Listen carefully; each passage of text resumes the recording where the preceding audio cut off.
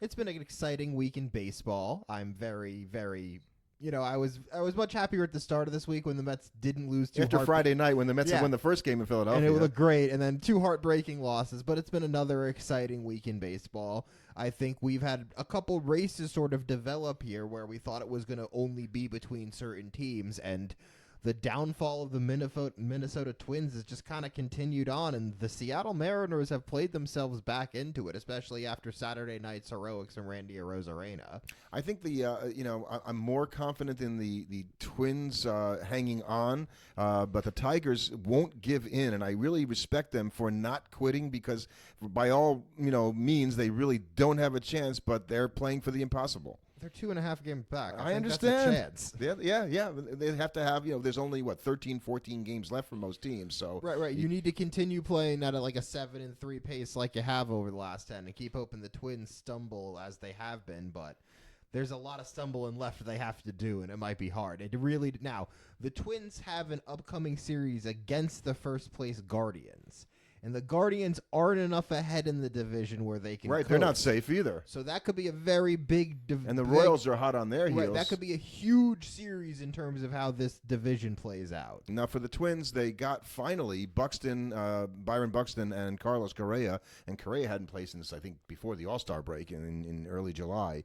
They got him back on Saturday in the game, and that was the 18th time this year that Royce Lewis and Correa and Buxton have been in the lineup at the same time, which tells you why they've had so many difficulties scoring runs some of the season. And of course, they lost that first game 10-1 when those two guys were back in the lineup. But I'm not sure how healthy those guys are, but the Twins are certainly hoping that they can get having them in the lineup is better than not having them. in the lineup. Yeah. We just gotta hang in there and get that third wild. I don't see them doing anything other than that at this point. I don't think they can even catch the Royals, who are only 3 games ahead. But it just feels like the Royals are closer to the Guardians than the Twins are to the Royals. It was a quiet offensive week in baseball, at least among the superstars, and that nobody had an overwhelmingly amazing week. Like Victor Robles had a good week, at least average-wise. Cody Bellinger hit a couple homers, Riley Green hit a couple homers, but nobody had a Schwarber week like the week before. There were some really good starts we had from starting pitchers, and it really looks like there's maybe one team that I think I would describe as having an elite bullpen in the Guardians, with everybody else sort of having a I think you're right. That's a really good point. A piecemeal bullpen at best, where it's you might have some good guys, but you guys that are kind of figuring it out in other places. Which teams are going to have stellar starting pitching is going to become much more of a factor because almost nobody's bullpen is going to be reliable in the postseason, at least going into it. And strangely, and I'll just jump for a moment to the National League and talk about the Dodgers. Who, like you mentioned as we opened, they're a little bit closer to the Padres than they expected to be. At this point in the season, I don't think they were nearly. We were proclaiming this run or division dead and over months ago, but after this run from the Padres, they're only 3.5 games back, and the Dodgers, with now Tyler... They're reeling, man. Right. Glasnow being done for this season has to just be a blow to their team morale in such a way. I feel that way. So, you look at Kershaw, who is still trying to get back with the toe and figuring out how to throw the baseball with his bad toe. Yamamoto pitched 4 innings the other day, and that's fine, but it's going to be a while before he's stretched out. Mm-hmm. The game one starter worthy a playoff series for the Dodgers right now would be Jack Flaherty, who wasn't even on the team before the All-Star break. So you can't be thinking that's what they were hoping for from before the season. But the Dodgers bullpen is probably as good as anybody. Is the best in the National League, but it won't hold up if the starters can only go 4 innings in a game. So I think they have reason to be concerned there as well. Oh, for sure. I think they definitely have to be concerned about where they're going, what their season is going to end up with the injuries to their starting pitching. What was a World Series hopeful year for the Dodgers might sort of peter out in the playoffs just because can you really expect to win a World Series with that starting pitching you've got assembled? And even with the Phillies having Aaron Nola getting knocked around a little bit by the Mets on Friday night, they also still have Zach Wheeler, and Christopher Sanchez threw a gem today against the Mets, giving up only the 1 home run. Yeah, he really made that one mistake, and that was about it. So the Phillies in the playoffs, their bullpen is now probably every bit as solid as just about anybody's. Right, and what was maybe a concern from them a little bit ago, I think they're no longer nearly as worried about. So I'd say right now they would be sort of the favorite in my mind in the National League over what is, like I said, a reeling Dodger team. Mm-hmm. The Braves are still trying to win that wild card. They're going to try to hold off today and win to keep pace with the Mets, or to get ahead of the Mets. Actually, they're tied going into Sunday's games, and the Mets already lost for the final wild card. And Chris Sale picked up his 17th win last week, and so that he is leading not only the National League in wins, he leads in strikeouts, and he leads in ERA. Certainly looks like a likely Cy Young winner. And he is the favorite. We're going to do a podcast on Thursday about the pitching Triple Crown and pitching war.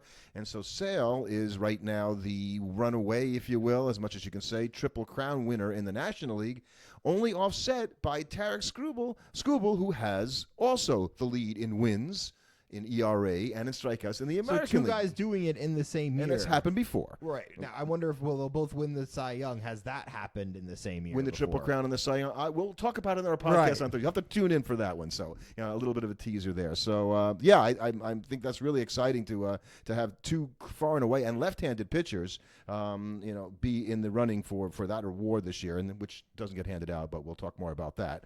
What else this week? We also writing a post about the teams with the who's the home run leader for each franchise because of the news that came out this week that Manny Machado took over the all-time lead for the San Diego Padres in home runs by a player. Which just feels weird. With 164, which is by far the least of any team in the major leagues. Right, and I think that's what feels unusual and strange about it. He's been there like 20 minutes. How could he have how more? Does he have the lead? And it's just kind of a combination of not that many lifer San Diego Padre guys, and the ones that weren't necessarily big home run hitters. That's it. And just never having any one guy that's hit a ton of home runs for them. So many 164. Yeah, well, I'll tell you this: Tony Gwynn, who was not a home runner, is in the all-time top 10 for home runs by a Padre. That should tell you all you need to know, because Tony Gwynn hit home runs. They were probably accidents when they happened for the most part. Right. You're right. He had a great season if he had 20, right? Yeah. Yes. Yeah. I think that would have been a top season for him. I noticed something this week. The Mets were playing earlier in the week, and Nimmo hit a long fly ball to right field, and it went so high up, it went over the foul pole. So you couldn't really call it, the umpires could just guess at whether it was a home run because the foul pole wasn't high enough. And it made me think, why isn't there a mandate for how high the foul poles have to be? Shouldn't all the ballparks have at least the same height foul poles? We're the only sport with non-standardized stadiums. And that's part of it too. Yeah, well, here at Citi Field doesn't go out that high, so we just don't know. We just don't know. It might have been a home run, but you gotta make a guess. The umpire says it's not a home run, and we can't really tell, so we're going to take his word for it. Our hitter when we built this stadium was a big left-handed bat, so our right field porch is just way shorter now. It might come back to bite us in 10 years when he's not here anymore, but right now it works for us. Well, the Mets crew, Darling and Cohen and Keith Hernandez, I think it was Ronnie who just said, I don't understand how they can't make the foul poles higher. And I had the same thought going, Ron, you're right on that one. Seems easy enough, at least something they would be able to control. And some other former Mets distinguished themselves this week. Well, actually, no, the first guy isn't a former Met because Kumar Rocker was signed by the Mets. Right. I really call that, former Met when the guy never played for them. But they had him, and then they let him go. They had threw the him draft back. rights to him. And listen, they ended up picking up some good players for him, and you can argue that one till it comes. But finally, Kumar Rocker made it to the majors and pitched for the Rangers this week, ahead of Jacob deGrom, who pitched the next night, and ahead of Max Scherzer, who pitched the next night. So all three of these guys pitched pretty well. And how'd that work out for the Rangers? Well, the Rangers didn't win, but that's okay. They haven't won a lot lately, and they're not going to have a winning season. And Corey Seager is down for the year, so they're not going to make the playoffs. But I guess they're hoping. Look, these guys look like their arms are still attached, so we have reason to hope for next year. That's a big hope. So, and we were watching something, talking about that today, and you kind of were on this thing with the Garrett Cole Saturday situation with Rafael on Devers. Saturday, Garrett Cole has a no-hitter in the fourth inning, and Rafael Devers of the Red Sox comes up to bat. And Cole basically signals with four fingers to the catcher that he's going to give Devers an intentional pass to first that happens base. Sometimes. But in a no-hitter, Wasn't a perfect game. Right, but Right. And so a lot of the Yankee fans didn't like it, and I think Kelly was one that I think I saw her put out. An ex-Kelly Franco Troop said, I'm a little questioning of why he would do that there, and the whole mojo of the game changed. As a matter of fact, it totally backfired on the Yankees. Right, it totally backfired on them. He gave up hits after that, and Devers and scored, and it really didn't work out for the Yankees. But I think it just says a lot about Cole that's where his head is. If Devers comes up in a close ball game in the fourth inning, he's like, yeah, I'm just going to let him walk. That's because you know what he wants to say? Rafael Devers is my daddy. Yeah, but I don't think he wants to say that. That's the old Pedro Martinez, right? The Yankees are my daddy? Yeah, so you don't want to have to say that. So, I think things we're not talking about. We'll talk about Bobby Witt because he drove in his 100th run of the season, which is amazing for a shortstop. A year for AL shortstops with Bobby Witt driving in 100 runs and Gunnar Henderson hitting 37 home runs. Oh, that's right. Gunnar Henderson's there too. Right. It's really like by any other stretch, he's having like an amazing season. And I think if it wasn't for Judge finally breaking out with a game-winning home run, to carry the Yankees, after his slump, we would be talking about guys like Gunnar Henderson and Bobby Witt Jr. a lot more, and they're just sort of lost in the shuffle of Judge's, unbelievable season. And I know that I picked Corey Seager for AL MVP this year, which is not going to be the case. And he didn't have a really good year, so he did have a down year, Seager. Right, but 30 homers. Yeah, it's still a good year. He had a 5 WAR. He only batted 278, so that's a bad year. Right, yeah, that's a bad year from Corey and one of the Seager. best defensive. I think he had a 1.2 D WAR this year. So really impressive that they can have all these shortstops in the American League playing at such a high level. Great baseball. Yeah, I think that's and in the National League, there's a shortstop who's going to get paid. We've talked about that in Willie Adames because he hit 2 homers on Saturday night to get the Brewers to within a magic number of 3 to clinch the Central. Who would be one of the first teams to fully clinch their division, which I think is interesting. But will the Brewers re-sign Willie Adames? It is not their norm to go spend a bunch of money on a guy like this. Christian Yelich would probably be about as close as we got. And Adames would cost them a bunch of money because he's going to be a bat at a premium position in his prime. Other than that, he's probably not worth that much. Right, not that much. So, speaking of shortstops, we did see Mets prospect Luis Angel Acuna come up this weekend, play a couple games. Much to your prophecy, as you called.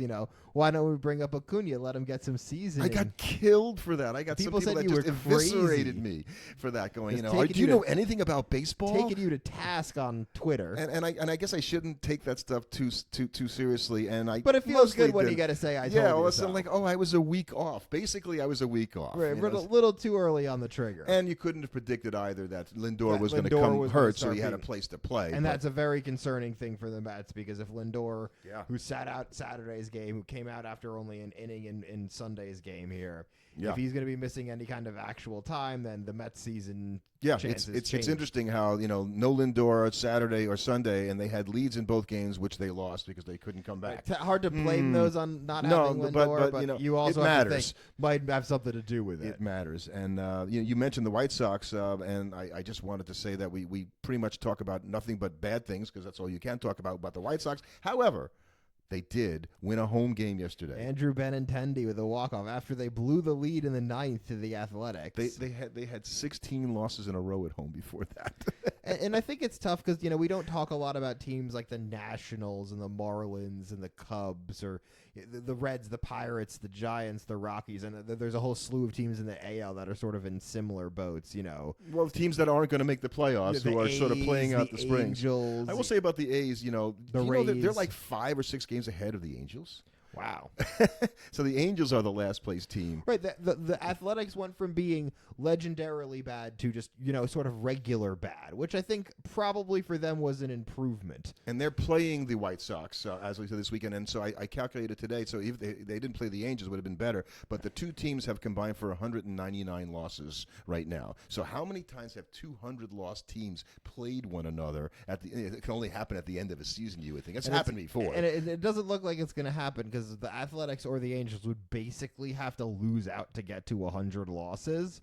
But between the two of them, they average over 100 losses. So I think we're close to it. So we wanted to introduce a new segment here on This Week in Baseball. We're going to call it Things You May Not Have Heard. So trying to pick from people that we read and follow, stuff that they come up with or things that we can find ourselves. We're not going to tell you which. You'll have to guess for that. As to, what are the weird kind of unusual things you might not have heard. So we have a couple here. We're going to start with Will Smith. Of the Dodgers, Will Smith of the Royals, the other Will Smith, reliever, the pitcher Will Smith, and I didn't realize this. So Smith has, for the past 3 years, been on the World Series winning team. That's amazing to me. That's got to feel good. So he was on the Atlanta Braves in 21. They won the World Series, and he wasn't a primary player. He pitched a little. But he closed out. He was on the mound to close the 2021 World Series before he goes to the Astros for 2022, and then he was on the Rangers last season. So he's got 3 World Series rings in a row. So I would say different teams. He's on the Royals now. So if you're going to go and bet something in Vegas, this is a play. He is magic apparently. So I think that's kind of unusual. We had also in Detroit the Tigers' Bo Brisky, who is an opener pitcher, right? And we'll talk a little bit more about that. He started consecutive games, which has to be unusual over consecutive days. Right. 2 games in a row. Right. He only pitched 1 inning in each of them. In each of the game, and then they went to something that we're going to talk about, the bulk reliever. Right. So let's talk about the bulk reliever. Well, let's finish on Bo Brisky first, because he's the first guy to do that since George 1929. Right. That didn't work out so well for the Tigers back then. Worked out much better for them now, likely because of their bulk relievers, which I guess we're just calling long relievers now. No, they're bulk relievers. They have dispensed with long relievers. Right, but what's the difference? The idea is that you're starting relief pitcher with a relief pitcher, so he's not a middle reliever. He's not I would say he's a long reliever in the old sense of pitching more innings than anybody else. But because he's going to pitch the most innings of any of the relievers who are going to come after, he gets the term bulk reliever, and this is a brand new baseball term. That feels goofy. It does feel kind of goofy, but everybody knows what it means. We say, well, he's the bulk reliever, and inherently what it is. So I guess it is communicating. It is communicative because you know exactly what the term is referring to. I just don't love the term because it's just like it's the same thing as long reliever, and we all knew what that meant. Yeah, and I guess the long reliever was sort of like a pejorative. Right, like if you're a long reliever, and that might be why we've changed. We're going to call it the bulk reliever because it sounds better. You're right, and the guys might not bulk. Is he fat? Is he hefty? Does he need to eat a salad or something? Is he just not very good? That's why they're throwing him here. Oh wow, yeah, we need to just eat innings. Throw in the long reliever. Right. And how about the Padres? Xander Bogaerts. I found this week. So he is the only Padres starter who's hitting at a below league average clip. It's pretty good for the Padres which lineup. Tells you why the Padres are scoring so many runs, right? Every single player on the team is better than average, except for Xander Bogaerts, and that's mainly because Bogaerts had just an awful start to the season. Like a couple guys for the New York Mets. Right. So he's batting .300 over the last couple of months, and he is sort of heating up at the right time, and the Padres, are the benefit of this. Right. The Padres are feeling good because they're thinking, okay, we're going to either come into the playoffs as a hot wild card or maybe somehow we steal a division away from the Dodgers. Right. Let's see. We saw that Harper finally broke his homerless streak, which is the second longest of his career at 28 games. He hit 2 homers against the Mets on Saturday, ending that streak. So I don't think we have to worry about that any more than we need to worry about Aaron Judge, who finally hit that 52nd homer. And then for the Twins, it was a weird week for them because while a lot was going well in their big leagues, or at least not going great, with their Buxton, getting hurt recently, they're coming again. Kyle Farmer getting a big 2-run home run. But I think the scary thing for them was the strange thing that happened in the minor leagues with Derek Bender, their minor league catcher, giving away signals to the other team. Right. So he's a catcher he was like a 6th-round draft pick for the Twins, and he's playing in a single-A game down in a loss to Lakeland for Fort Myers, and he's tipping pitches, telling this is like Bull Durham. He's like with Nuke LaLoosh. He's telling the batter what pitch is coming because he wanted the season to be over and wanted them to lose. That is just bizarre. So, and now they're going to. He told ESPN that he wanted the season to end. This guy came out and say it. So I'm a little worried about somebody like that because it sounds like there could be a bigger problem, than that when something like that happens. But you missed the other Twins story, and that is the Twins, had the whole thing with the summer sausage earlier this season. Okay, yeah, I was trying to go through your notes with this, and I could not understand what. Because I listened to this on so they had Dan Hayes, who does from the Athletic, and basically talking about the sausage. So he's the guy that broke the original sausage story, about them having the summer sausage in the dugout, and they kept the sausage, and they had that 17-3 stretch. It was wonderful. And then I don't know if they lost the sausage or what happened to the sausage, but apparently just last week they stumbled upon the sausage. They opened up some bucks, and there it was. It's a real sausage. Huzzah! And it's all wrapped up, so like that. So, but they're trying to take care of it because that's the secret. That's the secret. Because that night Kyle Farmer hit a 2-run homer right after it. So obviously the sausage has magic, and the sausage is back. No, that's big news. And everybody's trying to make sure that they double wrap this thing because. Okay, so I'm just glad that this story is as strange as the notes that you had for it. Yes, it is a strange story. And we're recording here on Sunday, and it is Roberto Clemente Day. It's number 21, being worn by major leaguers both on their jersey as patches, and some of them even wearing number 21. Well, and it didn't help him out. Diaz today, he wore number 21 because he is Puerto Rican, and so was Clemente. And I think there's a lot of support now for retiring number 21, and I don't know that.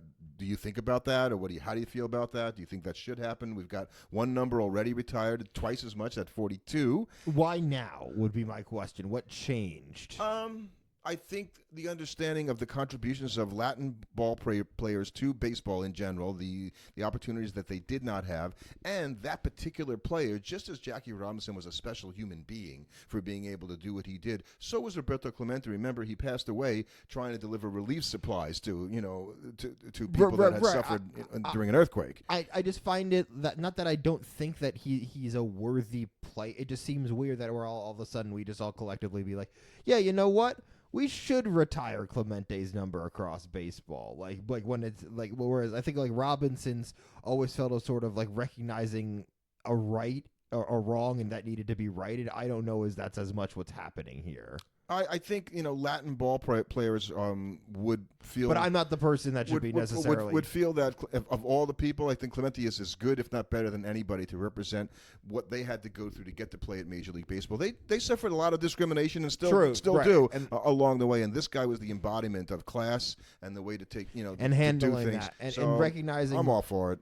I don't think anybody's gonna I don't think it's all for him. We can take a number out of play, and I think it gets getting everybody talking about it and thinking about it, just like we know why 42 is retired. I think 21 would be worthy. Yeah, it would be a good thing too. So down to the stretch. We've got 13 after today on Sunday. Every team will either have 13 or 14 games left.